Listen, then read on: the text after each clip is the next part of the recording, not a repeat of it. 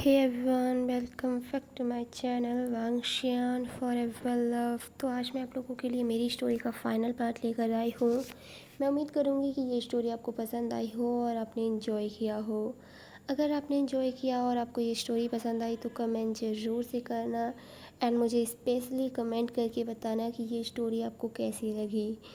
And अगर आप story पहली बार सुन रहे हैं तो मैं आपको सजेस्ट करूँगी कि आप मेरे चैनल पे जाकर पूरी स्टोरी सुने ताकि आप इंजॉय कर सकें और आपको मज़ा भी आए। और अगर आप मेरे चैनल पे जा ही रहे हैं तो प्लीज़ मेरे चैनल को सब्सक्राइब कर लाइक एंड प्रेस कर देना। मैं ऐसी ही अमेजिंग और इंटरेस्टिंग सी वीडियोस अक्सर लेकर आती हूँ। तो अब हम अपनी स्टोरी की तरफ चलते हैं। जैसा कि हमने प्रीवियस वीडियो में देखा था, लेंसी चैन जिनका बॉयफ्रेंड अब तक नहीं आया था और वो उस चीज़ को लेकर काफ़ी ज़्यादा परेशान थे। लन कुरैन जो बार बार पूछ रहे थे कि आखिरकार तुम्हारा बॉयफ्रेंड कब तक आएगा।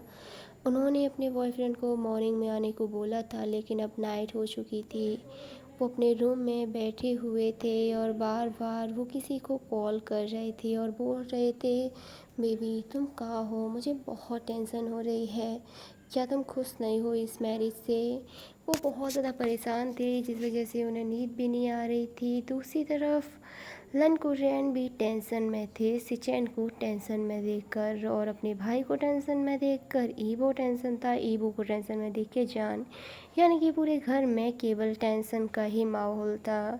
लेकिन तब भी सिचेन के घर के बाहर कोई डोरबेल नॉक करता है। सिचेन जो एक्साइटमेंट में जब डोर ओपन करते हैं तो वहाँ पर एक पर्सन खड़ा हुआ था और उसे देखकर सिचेन जिनके फेस पे एक बड़ी वाली स्माइल आ गई थी और उन्होंने टाइटली उस पर्सन को हक कर लिया। सिचेन जो बोलते हैं, तुम कहाँ थे, तुम्हें पता भी है पूरे घर में तुम्हारी वजह से टेंशन का माहौल है। अंकल तो बहुत ज़्यादा एंग्री हैं। आई एम सॉरी बेबी, एक प्रॉब्लम में फंस गया था तो मुझे आज मॉर्निंग में निकलना पड़ा। अब मॉर्निंग में आऊँगा तो नाइट तो होने ही वाली थी। वैसे मैं अंकल से स्पेशली सॉरी बोल दूँगा, तुम उस चीज़ की टेंशन मत लो। सिचैन जो उस पर्सन को घर के अंदर लेकर आते हैं, डोरबेल की आवाज़ से ही बाकी लोग भी जाग गए थे और वो हॉल में आ गए थे। लेकिन जब जान की नज़र उस पर्सन पे पड़ती है और उस पर्सन की नज़र जान पे पड़ती है तो वो दोनों ही शॉक रह गए थे। सिचैन जो बोलते हैं, काका ये मेरा बॉयफ्रेंड नीमिंगजे हैं, ये आज ही चाइना आए हैं, मेरे बुलाने पे इन्हें थोड़ी सी प्रॉब्लम हो गई थी तो ये मॉर्निंग में निकले हैं। ठीक है, तुम इसे रूम में दे दो और ये रूम में जाकर सो जाए, हम मॉर्निंग में से बात करेंगे। तभी जान जो बोलता है, नीमिंगजे तुम्हारा बॉयफ्रेंड। नीमिंगजे बेचारे, उन्हें तो समझ नहीं आ रहा था वो क्या करें। वो अपने 2 कदम पीछे ले लेते हैं और बोलते हैं, जान मेरी बात सुनो, मैं तुम्हें बताने वाला था। ओह, तो तुम मुझे बताने वाले थे, कब, मैरिज होने के बाद। सिचैन जो कंफ्यूज थे, क्या जान और नीमिंगजे एक दूसरे को जानते हैं। जान जो कुछ बोलने ही वाला था लेकिन तभी सिचैन जो बीच में आते हैं और बोलते हैं, जान क्या तुम नीमिंग जी को जानते हो। अब कोर्स गगा मैं इसे जानता हूँ, हम लोग चाइल्डहुड फ्रेंड्स हैं। हमने प्रॉमिस किया था कि जब भी हमारी लाइफ में कोई आएगा तो हम सबसे पहले एक दूसरे को बताएंगे। और ये बंदा मैरिज करने पहुंच गया है और इसने मुझे एक बार इन्फॉर्म करना भी ज़रूरी नहीं समझा। तो मुझे इसके साथ क्या करना चाहिए, ये कहकर जान जो लैन सिचैन की तरफ देखता है और सिचैन जो उन दोनों के बीच से हट चुके थे, वो समझ गए थे कि ये 2 फ्रेंड्स की बात है, अगर वो बीच में आए तो उनके लिए ही प्रॉब्लम हो जाएगी। जब नीमिंगजे सिचैन को यूँ दूर जाते हुए देखते हैं तो बोलते हैं, तुम कैसे बॉयफ्रेंड हो, मुझे इसे सेव करने की बजाय मुझे इसके सामने छोड़ कर जा रहे हो। सॉरी बेबी, मैं तुम्हारी हर चीज़ में हेल्प कर सकता हूँ लेकिन अभी नहीं। मुझे पता है जब तुम बेस्ट फ्रेंड बात कर रहे हो तो उनके बीच में नहीं जाना चाहिए, वो तो झगड़ कर बाद में बात करने लग जाएंगे, लेकिन जो दूसरा चाहता है ना उसके लिए प्रॉब्लम हो जाती है। तो I am really really sorry. ये कहकर सिचेन जो वहाँ पर काउच पे जाकर बैठ जाते हैं। ईवो जिसके फेस पे स्माइल थी वो जानता है अपने बनी को वो पक्का ही अब इस पर्सन को छोड़ेगा नहीं। लन कुरेन जो बच्चों के बीच में नहीं रुकना चाहते थे इसलिए वो वहाँ से अपने रूम में सबको गुड नाइट बोलकर चले गए। लन कुरेन के जाते ही निमिंगजे फ़ौरन ही जान के सामने अपने नीज पर आ गए और बोले, आई एम सॉरी जान, सच में मैं तुम्हें बताने वाला था पर मैं भूल गया। तुम इमेजिन नहीं कर सकते कितनी बड़ी प्रॉब्लम में फंस गया था मैं। प्रॉब्लम तो तुम मुझे प्रॉब्लम के बारे में तो बता सकते थे नानी मिंगजे। हम हमेशा हर चीज़ शेयर करते हैं। तुमने मुझे तुमसे कोई बात ही नहीं करनी है। तुम ना मेरी लाइफ से ही चले जाओ। आई एम सॉरी, प्लीज़ मुझे माफ़ कर दो। तुम्हें पता है ना जान, मेरे अलावा तुम्हारा कोई नहीं है और तुम्हारे अलावा मेरा। तो अब यूँ झगड़ना बंद करो। मैं झगड़ नहीं रहा हूँ निमिंगे, तुमने फ़ाइट शुरू की है। मैंने फ़ाइट, हाँ फ़ाइट तुम्हारी वजह से शुरू हुई है। वो दोनों ही जो एक दूसरे से बहस कर रहे थे और दूसरी तरफ दोनों लैंड ब्रदर जो एक दूसरे की तरफ देखते हैं। ईवो जो बोलता है, गगा प्लीज़ अब कुछ कीजिए ना वरना ये दोनों इसी तरीके से फाइट करते रहेंगे। ठीक है ईवो, तुम अपने वाले को संभालो, मैं अपने वाले को। ये कहकर वो दोनों धीरे से उनके पास जाते हैं और उन्हें पकड़ लेते हैं। एंड उसके बाद जान और नीमिंगजे जो एक दूसरे की तरफ हाथ करने लगते हैं एक दूसरे को पीटने के लिए। वो कभी एक दूसरे को फुट से मारने की कोशिश कर रहे थे तो कभी हैंड से। और दोनों लैंड ब्रदर जो अपने अपने बाले को टाइटली पकड़े हुए थे। एंड इसी के साथ अब हम मॉर्निंग का सीन देखते हैं। मॉर्निंग में घर में सारी चीज़ें काफ़ी अच्छे से चल रही थी और निमिंगजे और जान की फ़ाइट भी सॉल्व हो चुकी थी। टाइम जो अपनी रफ्तार से बीतने लगा था सारे गेस्ट को इन्फॉर्म कर दिया गया था और कुछ पता ही नहीं चला कि आखिरकार कब मैरिज वाला दिन आ गया। दोनों बेस्ट फ्रेंड जो रूम में रेडी हो रहे थे लेकिन तभी लन सिचेन आई मीन लन कुरेन वहाँ आते हैं और बोलते हैं, जान तुम्हारी फैमिली से कौन आने वाला है? वो क्या है ना जान, मैंने तुमसे अब तक तुम्हारी फैमिली के बारे में नहीं पूछा और मैरिज आज होने वाली है। हमारे यहाँ रिवाज है कि जब भी किसी की मैरिज होती है तो उसके फैमिली मेम्बर उस पर्सन को स्टेज तक लेकर जाते हैं। ईबो और सिचेन को तो मैं लेकर जाने वाला हूँ और तुम दोनों की फैमिली की तरफ से कौन आने वाला है? ना अब तक तुम्हारी कोई फ्रेंड है ना कोई फैमिली। आई नो कि मुझे समझ नहीं आ रहा मैं तुम दोनों को किस तरह समझाऊं। लन कुरेन सारी चीज़ें पूछने में थोड़े से हिचकिचा रहे थे। नीमिंगजे और जान एक दूसरे की तरफ देखते हैं और लन कुरेन के पास आकर बोलते हैं, अंकल हम दोनों अनाथ हैं। बचपन में एक प्लेन क्रैश में हम दोनों के पेरेंट्स की डेथ हो गई थी। उस जगह हमें कोई अडॉप्ट करने वाला नहीं था तो हम दोनों ने ही एक दूसरे के सहारा बने और एक दूसरे को सपोर्ट किया। वैसे तो हमने एक दूसरे को प्रॉमिस किया था कि जब हमारी मैरिज होगी तो हम एक दूसरे का हाथ पकड़ेंगे, लेकिन कभी उम्मीद नहीं की थी कि मैरिज एक साथ ही होगी। तो मैं नीमिंगजे का और नीमिंगजे मेरा हाथ पकड़कर स्टेज तक जाने वाले हैं। मुझे पता है ये थोड़ा अजीब है पर अंकल मैं यही कर सकता हूँ। हमारी फैमिली में कोई नहीं है। लन कुरेन जिन्हें बुरा लगता है जान के लिए वो जान और नीमिंगजे को हक कर लेते हैं और बोलते हैं, आज के बाद तुम दोनों ये नहीं बोल सकते, तुम्हारी फैमिली में तुम्हारे अंकल और तुम्हारे लाइफ पार्टनर हैं। तुम यहाँ पर जैसा करना चाहते हो वैसा कर सकते हो। ये कहकर लन कुरेन वहाँ से चले जाते हैं। वो दोनों ही बेस्ट फ्रेंड जो इमोशनल हो गए थे। अब हम वेडिंग हॉल का सीन देखते हैं। लन सिचेन एंड ईबो जो स्टेज पे खड़े हुए थे वहाँ पर लन कुरेन भी थे और पीस्ट भी, लेकिन तभी वेडिंग हॉल का डोर ओपन होता है। जान और नीमिंगजे जिन्होंने एक दूसरे की बाहों में बाहें डाली हुई थीं, ये शायद पहली बार हुआ होगा जब दो ब्राइड एक दूसरे का हाथ पकड़ स्टेज की तरफ जा रहे हैं। वरना ऑलवेज़ फादर या फैमिली मेम्बर कोई करता है। सारे लोग उन दोनों के लिए इमोशनल फ़ील कर रहे थे और हैप्पी भी थे। वो दोनों जब स्टेज पे पहुंचते हैं तो दोनों के बॉयफ्रेंड जो एक दूसरे के हाथ पकड़ उन्हें स्टेज पर खड़ा कर लेते हैं एंड प्रीस्ट जो मैरिज रिचुअल शुरू कर देता है। सारे लोग काफ़ी ज़्यादा हैप्पी थे उन दोनों की मैरिज को लेकर, और प्रीस्ट जो सारे रिचुअल कंप्लीट करने के बाद उन लोगों को वाव लेने के लिए बोल देता है। और सारी चीज़ें, सारी सेरेमनी कंप्लीट हो चुकी थी एंड प्रीस्ट जो बोलता है कि आप लोग एक दूसरे को किस कर अपनी मैरिज को हमेशा हमेशा के लिए सील कर सकते हो। एंड उसके बाद वो चारों ही एक दूसरे को ईबो जान को और सिचैनी मिंजी को किस करते हैं।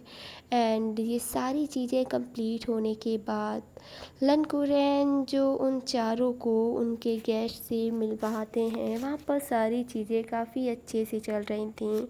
सारे लोग काफ़ी ज़्यादा इन्जॉय कर रहे थे एंड थोड़ी ही देर में लैंड नोटिस करते हैं कि उनके दोनों सन इन लॉ और नेफ्यूज़ पार्टी से गायब हो चुके हैं। उन्होंने पूरी पार्टी को देख लिया लेकिन वो चारों वहाँ कहीं नहीं थे। वो अपना सर पकड़ लेते हैं और समझ गए कि यहाँ पर क्या हुआ होगा। उनके बाल ऐसे ही सफ़ेद नहीं हो गए, भले ही वो सिंगल हैं लेकिन उन्हें सारी चीज़ें पता हैं। अब हम एक कार का सीन देखते हैं।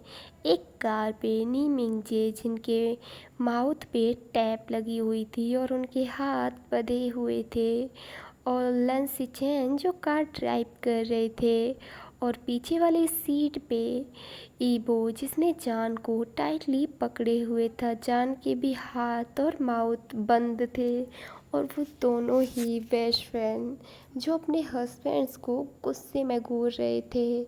ईबो जो जान की तरफ देखता है, जान जो बहुत गुस्से में लग रहा था, ईबो धीरे से जान के माउथ से उस टैप को हटाता है। जान जो गुस्से में चिल्लाते हुए बोलता है, ईबो तुम्हारा दिमाग खराब हुआ है क्या? कोई अपने हस्बैंड को इस तरह किडनैप करता है? मैं तुम्हें ना जान से मार डालूँगा। एक पुलिस वाला होकर तुम किडनैपिंग कर रहे हो? ओह हेलो, मैं कोई किडनैप नहीं कर रहा हूँ। मैं अपनी बिजी वाइफ को बता रहा हूँ कि मैरिज में ना बाकी रिचुअल्स तो बाद में आने वाले हैं, लेकिन मुझे सबसे ज़्यादा जो पसंद है उस पर तुम्हारा ध्यान ही नहीं जा रहा। और तुम किस रिचुअल्स की बात कर रहे हुई? वो वेडिंग नाइट हनी। एंड जब जान ये सुनता है तो उसके चीक्स रेड हो गए थे, और नीमिंग जे जो सुन रहे थे और उनके चीक्स भी रेड हो गए थे। वो खुद को छुड़ाने की कोशिश करते हैं, तभी लैंड को रैन जो बोलते हैं, तुम दोनों ये मत भूलो कि हम दोनों भी यहाँ पर हैं, और मेरी वाइफ थोड़ी सी अनकंफर्टेबल हो रही है तुम्हारी बातों से। जब नीमिंग जी वाइफ वर्ड सुनते हैं तो उन्हें बहुत गुस्सा आता है, और वो अपनी गुस्से वाली आइज से लैन सेचैन की तरफ देखते हैं। लैन सेचैन जो एक हाथ से टाइप करते हुए नीमिंग जी के माउथ से टेप हटाते हैं, और नीमिंग जी जो चिल्लाते हुए बोलते हैं, तुमने वाइफ किसको बोला? मैं तुम्हें जान से मार दूंगा अगर तुमने मुझे वाइफ बोला। याद रखना, मैं टॉप हूँ और तुम बॉटम। किसने कहा कि मैं बॉटम हूँ? तुम बॉटम हो। और उन दोनों में इसी चीज़ को लेकर फाइट होने लगती है। तभी ईवो जो खांसते हुए बोलता है, गगा अभी आप भूल रहे हैं कि मेरी वाइफ भी यहीं पर है। एंड वो दोनों ही बेस्ट फ्रेंड जो अपने हस्बैंड से तंग आ चुके थे। थोड़ी ही देर में उनकी कार जो एक घर के बाहर जाकर रुकती है। ये घर अनजाना सा लग रहा था। लन सेचेन जो कार से बाहर आते हैं और कार का खिड़की ओपन कर नीमिंगजे को अपनी लैब में कैरी कर उस घर के अंदर ले जाने लगते हैं। और सेम यही ईबो भी करता है। जान जो पूछता है, ये घर हमारा नहीं है ईबो, ये हम कहाँ आ गए? जान, ये घर मेरा और गग्गा का है। हमने डिसाइड किया था कि मैरिज के बाद हम दोनों यहीं शिफ्ट हो जाएंगे और हम दोनों यहीं रहेंगे, और हम यहाँ बाद में आएंगे, लेकिन उससे पहले हम यहाँ कुछ और करने वाले हैं। वैसे मैंने यहाँ पे सारी चीज़ें कर दी हैं तैयारी। जान जो बोलता है, मुझे नहीं पता, मुझे अभी वापस लेकर जाओ। अंकल वहाँ पर टेंशन कर रहे होंगे। डोंट वरी जान, अंकल ना काफ़ी समझदार हैं, वो बिल्कुल भी टेंशन नहीं कर रहे होंगे। दूसरी तरफ लांसिचेन जो नीमिंग जी को एक रूम के अंदर लेकर जाते हैं। उस रूम के अंदर चारों तरफ सैंडलवुड की स्मेल फैली हुई थी और कैंडल्स जल रही थीं। रोज़ पेटल जो बेड पे बिखरे हुए थे। लांसिचेन जो नीमिंग जी को उस बेड पे ले जाकर फेंक देते हैं। नीमिंग जी जो सिचेन को देखकर अब डरने लगे थे। सिचेन जो धीरे धीरे नीमिंग जी के ऊपर आने लगते हैं। नीमिंग जी जो बोलते हैं, सिचेन मैं तुम्हें जान से मार दूंगा, तुम ना मुझसे दूर रहो। हनी, मैं इतने सालों से तुमसे दूर हूँ, लेकिन अब नहीं रह सकता। अब हमारी मैरिज हो चुकी है तो तुम मुझे रोक भी नहीं सकते। दूसरी तरफ अब हम ईबो के रूम का सीन देखते हैं। ईबो जो जान को बेड पे ले जाकर बिठा देता है और उसके हैंड रिमूव करता है एंड वो वहाँ से जाने लगता है। लेकिन तभी जान जो ईबो के हाथ को पकड़ उसे बेड पे फेंक देता है और उसके ऊपर आते हुए बोलता है, तुम तब से तो काफ़ी ज़्यादा इम्पेशेंट हो रहे थे और अब कहाँ जा रहे हो। हनी, ये बिल्कुल ठीक नहीं है, तुम मुझे प्रवोक मत करो वरना तुम्हारे साथ बहुत बुरा हो सकता है। मुझे फ़र्क नहीं पड़ता, मैं तुम्हें बस चाहता हूँ। I want you Yibo, please I want you Yibo जो जान को फ़ौरन अपने नीचे कर लेता है और बोलता है, वैसे तो मैं तुम्हारे लिए कुछ लेने जा रहा था ताकि तुम्हारे ऐस में हर्ट ना हो, लेकिन अगर तुम मुझे इसी तरीके से चाहते हो तो मेरी बात मुझसे बाद में मत कहना। ये कहकर ईबो जो जान को किस करने लगता है।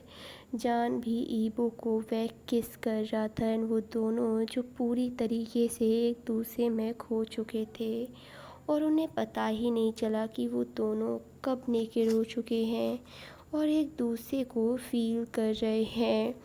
जान जो कंटिन्यूसली मौन करे जा रहा था और ईबो जो उसकी बॉडी पे अपने हैंड को मूव कर रहा था धीरे धीरे। ईबो के हैंड जो जान के एस तक पहुंच चुके थे। जान जो अब काफ़ी टाइटली बेड शीट्स को अपने हैंड में कसने लगा था और धीरे से ईबो जब जान के अंदर अपनी फिंगर को इंसर्ट करता है तो उसे बहुत हर्ट होता है और उसके माउथ से आह निकल जाती है।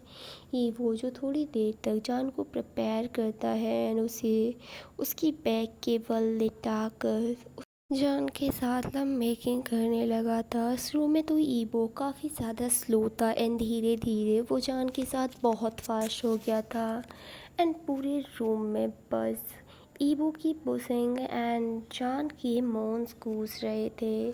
जान जिसकी तो हालत ख़राब हो गई थी, उसे रिग्रेट फील हो रहा था आखिरकार उसने ईवो को वो लाने क्यों नहीं दिया जो वो लेने जा रहा था। जान जो महसूस करता है ईवो जो उसके एस को प्रेस कर रहा है, धीरे धीरे उसने स्लैपिंग शुरू कर दी थी। जान जो ईवो को रोकना चाहता था लेकिन सारी गलती उसकी है तो अब उसी चीज़ की सज़ा तो मिलेगी। दूसरी तरफ से चैन जिन्होंने नीमिंगजे की हालत भी यही की हुई थी। नीमिंगजे जो सिचेन की लैब में बैठे हुए थे, सिचेन जो लेटे हुए थे और थोड़े से उचके थे एंड वो काफ़ी फास्ट मूव कर रहे थे। नीमिंगजे जिन्हें बहुत ज़्यादा हार्डर अपने अंदर सिचेन फील हो रहे थे। उनके माउथ से बस कंटिन्यूसली सिचेन का नाम निकल रहा था और सिचेन जब इसे सुन रहे थे तो वो क्रेज़ी सा फील कर रहे थे। और अब हम वापस जान के रूम में आते हैं। जान जो अब तक थक चुका था, ईबो जो जान के ऊपर ही लेट चुका था एंड इसी के साथ इस ब्यूटीफुल सी स्टोरी की होती है ब्यूटीफुल सी एंडिंग। मैं उम्मीद करूँगी कि ये स्टोरी आपको पसंद आई हो और आपने इन्जॉय किया हो एंड मुझे बताना कि ये स्टोरी आपको कैसी लगी और कितना ज़्यादा इन्जॉय किया आपने। लिटरली ये आपकी गलत बात है कि आप मुझे नहीं बताते कि स्टोरी कैसी लग रही है। और हाँ, मैं बता रही हूँ, वॉर्न कर रही हूँ, मुझे कमेंट करके बताना ज़रूर है, क्योंकि मुझे जानना है, बस मुझे जानना है कि मेरी स्टोरी कैसी रही थी। एंड नेक्स्ट स्टोरी आपको कैसी चाहिए मुझे ये भी बताना। एंड वंस अगेन, अगर आप स्टोरी पहली बार सुन रहे हैं तो प्लीज़ मेरे चैनल को सब्सक्राइब कर बेल आइकन प्रेस कर देना। तो अब ज़्यादा ना बोलते हुए इस स्टोरी की यहीं एंडिंग करते हैं। एंड अब हम अपने इन क्यूट से कपल्स को रोमांस करने देते हैं, क्योंकि हमारी स्टोरी ख़त्म हुई है, इन लोगों का रोमांस थोड़ी ना। वैसे भी रोमांस लाइफ में कंटिन्यू होना ही चाहिए। इट्स फनी ना। खैर छोड़ें, मुझे ज़रूर बताना कि ये स्टोरी कैसी लगी, नेक्स्ट स्टोरी आपको कैसी लगी चाहिए। एंड मोस्ट इम्पोर्टेंट बात, आज मैंने स्टोरी काफ़ी ज़्यादा, मतलब मेरे घर में काफ़ी शोर हो रहा था, तो मुझे कई क्लिप में रिकॉर्ड करनी पड़ी। तो हो सकता है कई कई जगह पे मेरी आवाज़ अटक रही हो या फिर कहीं थोड़ी सी प्रॉब्लम आ रही हो, तो प्लीज़ आप उसे इग्नोर ही करना। एंड कुछ भी नहीं, मैं कितना भी कुछ भी बोल लूँ, आपको करना वही है जो आप करना चाहते हैं। तो bye bye, good bye, take care, मिलते हैं नेक्स्ट स्टोरी में। तब तक के लिए एंजॉय करना एंड अपना ख्याल रखना।